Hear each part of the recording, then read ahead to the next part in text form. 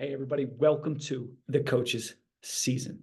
I'm your host, Coach Jay Fry, and it is a blessing to bring today's message to you.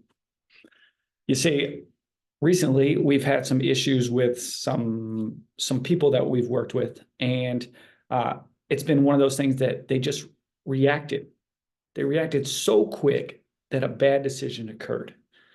And so whether it was something that was said poorly, or that it was done, an action that occurred simply because they reacted so fast that it was something that they couldn't take back. You see, your reactions, you can't take back. You don't have that time. We've got to have this idea of a pause in between stimulants and the keyword response. It doesn't say a pause between stimulus and reaction. So our goal here is to give you something that you can do today, tomorrow, on Monday, as a way to respond instead of react. So my man, Dr. Alex Auerbach, he made a post and he said, youth sports is a major untapped avenue for alleviating mental health issues of today's young people. So we're gonna focus on this piece here. If we can teach kids how to respond resilient, respond, not react, but respond resilient. If we can have a way for them to talk more effectively to themselves.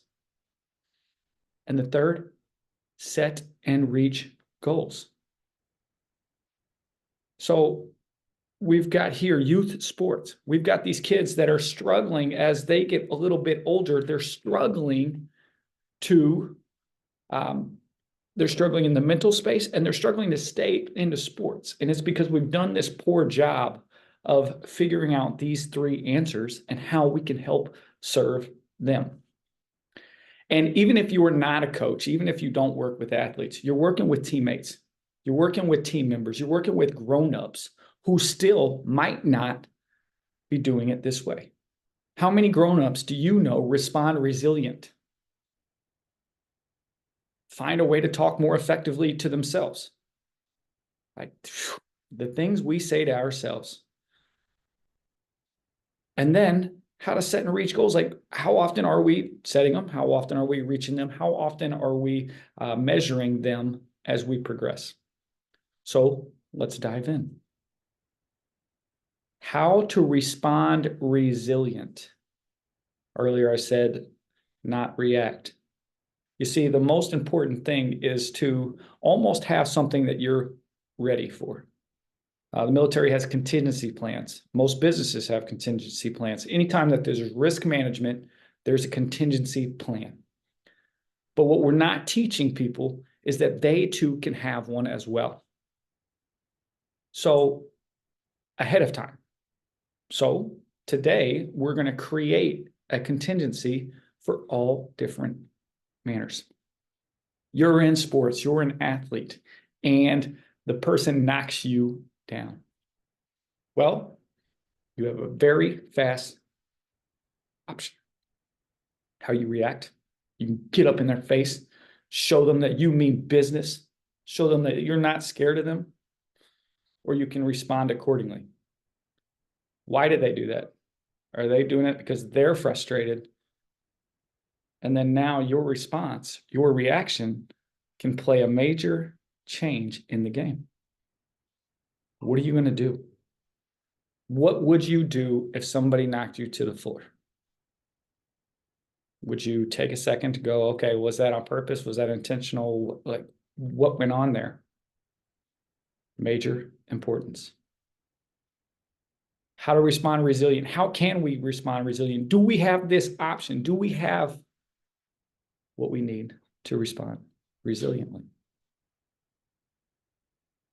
So when you get hit with rejection, when you get hit with a negative thing, you get hit with adversity, a struggle, a challenge, how can you respond? How can you respond resiliently so that you can keep showing up, so that you don't go, That was really stressful. I don't want to do that. I don't want to experience that again. I'm not going to do that and experience that again. So I just won't do it. What are we creating with our kids? What are we creating with our athletes when they experience something like that and then they just decide it's not worth it?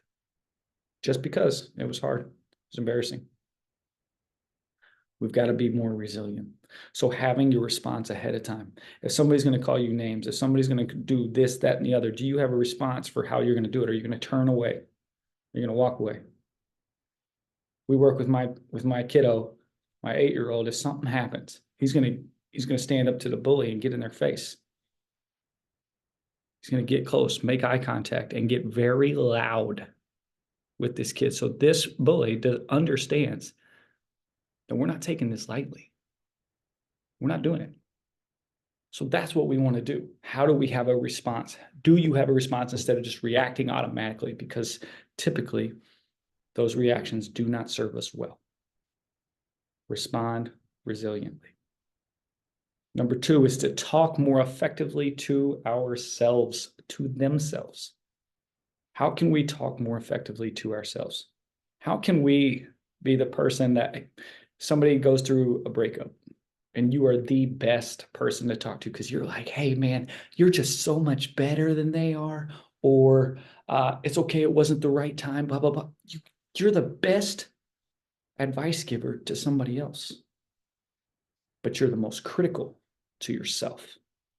And so that's what's hindering your growth. The words that you're saying to yourself. How can we speak more effectively to ourselves? Where can we give grace when needed? Where can we go without emotion, without this attack on character? How do we grow and get better? What could we ask to be more effective here? Speaking here. We don't want to react. We want to respond. How can we respond more effectively? By talking to ourselves. Talk yourself through this. I need to make sure I'm sticking tall when I shoot the basketball. I want to plant my leg when I'm kicking that ball through. Whatever the action is, I want to be able to effectively talk to myself. I didn't do it. How could I do it? How could I do it better? That's what great coaches do. They don't tell you what you did wrong. They tell you a way that you can improve it so the very next time it's a little bit better. The great coaches, everybody already knows that you did it wrong. How do I get better? How do I do that better next time? Talk to myself more effectively. Number 3 here, guys, is set and reach goals. One of the best people I've ever met was Nick Lavery in terms of setting and reaching goals. He knows exactly what the mission is. He knows exactly what the objective is. These little objectives go throughout our life. We're going to have little objectives, little goals that reach the big ass goal. So what do? We've got to learn what to set, how to move forward, how to just rep after rep after rep so we can build this experience and then grow a little bit better, grow a little bit stronger, get a little bit more improved in certain areas. We have to test those limits. So creating and setting goals has got to be this idea of, I need to know where I'm at. I need to understand that. So then I can set my goal. And then I can go, okay, well, what are the little goals? How can I just piece by piece? You know, when we're on the mountains, we go to one spot. We don't think top. No, we're going to think, all right, I need to go 2 switchbacks and then stop. That's our goal. That's the objective. Get to that spot. The mission is to top. The mission is actually to the bottom. How do we get to the top and then descend down? I need to break up my big ass goal into little objectives that can get me to the next one, to the next one, to the next one, to the next one. How can I do that? So spend some time setting with your kids, with the people that you're with, your teammates. What are great goals? Hey, we want to get 25 sales this month. We're averaging 4. Please show me what that looks like. And then how do I do that daily?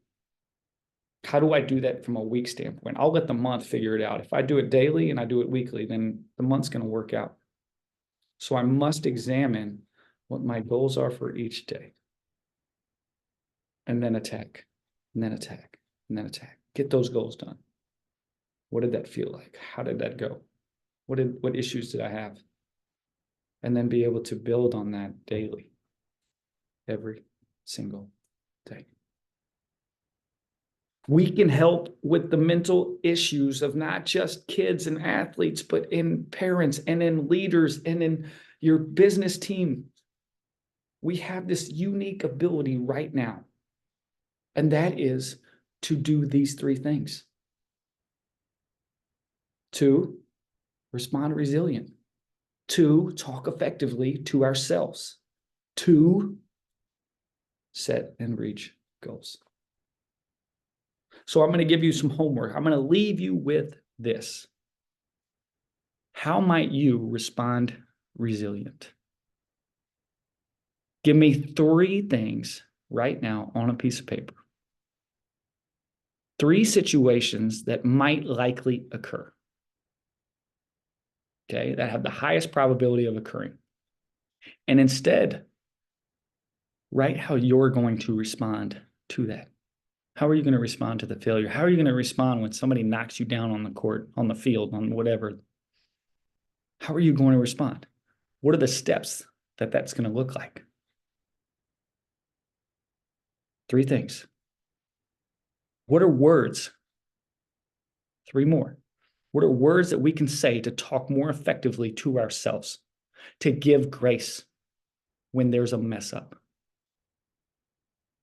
How are we going to do that? What words are we going to use so that when we do need the grace, that we can give it to ourselves and to them?